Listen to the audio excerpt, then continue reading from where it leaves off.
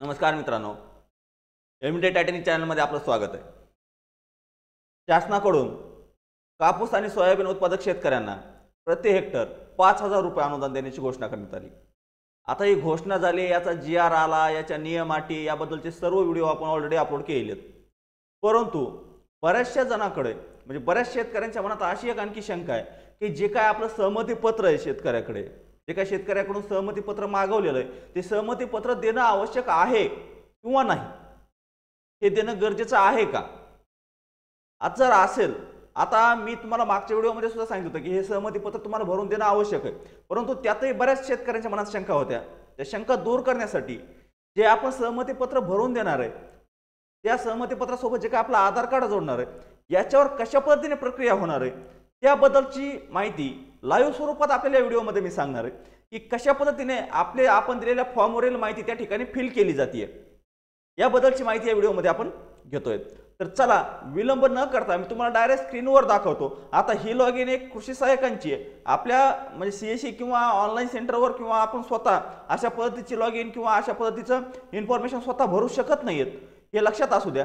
या ठिकाणी फक्त कृषी सहाय्यक यांच्याकडे आपण डॉक्युमेंट दिल्यानंतर त्यांच्या लॉगिन मधूनच ते ही इन्फॉर्मेशन भरणार आहेत, हे लक्षात असू द्या। आता चला आपण कृषी सहाय्यक यांच्या लॉगिन मधूनच पाहूयात की कशा पद्धतीने माहिती भरली जाते आणि काय काय त्या ठिकाणी आवश्यक मागितलं जातं। या ठिकाणी लॉगिन ID टाकून लॉगिन करण्यात आलेलं आहे। त्यानंतर OTP व्हेरीफाय करून डॅशबोर्ड ओपन झाला। यामध्ये टोटल नंबर ऑफ फॉर्म्स किती फॉर्म आहेत डेटा दाखवला जातो, पेंडिंग किती आहेत, KYC टार्गेट किती आहे, जे सगळं इन्फॉर्मेशन या ठिकाणी आपल्याला दाखवण्यात आलंय। त्यानंतर या ठिकाणी बघा कॉटन अँड सोयाबीन स्कीम मध्ये इन्सर्ट फार्मर डिटेल मध्ये क्रॉप सिलेक्ट करायचं। या ठिकाणी आपण सोयाबीन आणि कापूस हे दोनच क्रॉप असणार आहेत, त्यापैकी एक निवडून घ्यायचं। हे निवडल्यानंतर थोडी साईट स्लो चालते त्यामुळे थोडा वेळ लागतोय।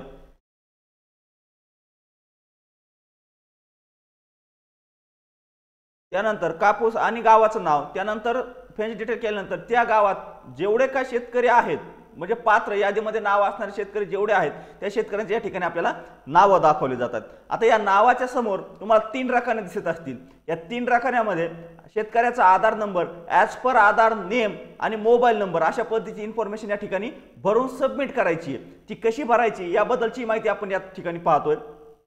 परंतु बऱ्याच जणांच्या मनात शंका होते हे सहमती पत्र कशासाठी द्यायचं, तर हे सहमती पत्र या 3 गोष्टी त्या ठिकाणी फिल करण्यासाठी देणं आवश्यक आहे।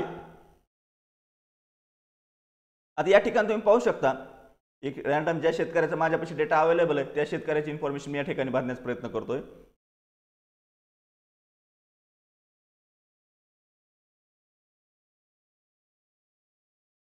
पीक चेंज, कापूस पिकात नाव नसल्यामुळे सोयाबीन पिकात नाव आहे, दोन्ही पिकात नाव असू शकतात असं काही नाही, तर दोन्ही वेगवेगळ्या जागेने इन्फॉर्मेशन भरावी लागणार आहे, हे बी लक्षात असू द्या।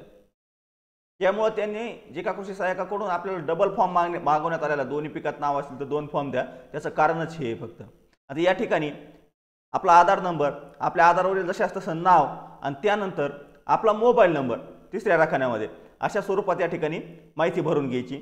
माहिती भरून झाल्यानंतर शेवटी खाली सबमिट ह्या पर्यायावरती क्लिक करायचं आणि डेटा सेव्ड सक्सेसफुली असा स्वरूपात मेसेज येतो आणि ही माहिती सबमिट झाली। आता यामध्ये बऱ्याच जणांकडून काही म्हणजे अशा शेतकऱ्यांच्या मनात शंका होत्या की ही माहिती कशासाठी द्यायची। ही माहिती फक्त त्यांच्या मार्फत जी काय KYC, आता जे काय रॅन्डमली पेमेंट सोडलं जाणार आहे ते पेमेंट तुमचा आधार नंबर प्लस तुमचं आधारवरील नाव ह्या 2 गोष्टी मॅच करून याला 90% मॅच पर्सेंटेज असणं आवश्यक आहे। कोणतं आधार आणि आधारवरील नाव यातलं मॅचिंग पर्सेंटेज हे 90% असणं आवश्यक आहे, त्याच वेळेस तो शेतकरी पात्र ठरवण्यात येईल आणि त्या शेतकऱ्याला रक्कम वितरित केली जाईल।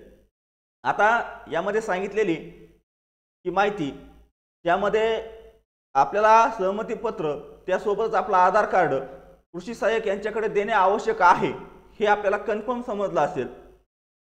जरी याच्या व्यतिरिक्त आपल्या काही शंका असतील तर आता तर काही शंकेचा काही संबंधच राहिला नाही, कारण अनुदान मंजुरी झाली, सगळं झालंय, शासनाने रक्कम देखील जमा करण्यास सुरुवात केलेली आहे। परंतु ज्या शेतकऱ्यांच्या आता हळूहळू KYC या पद्धतीने सबमिट होतील त्या शेतकऱ्यांना हळूहळू जी काय रक्कम आहे ती वितरित केली जाणार आहे।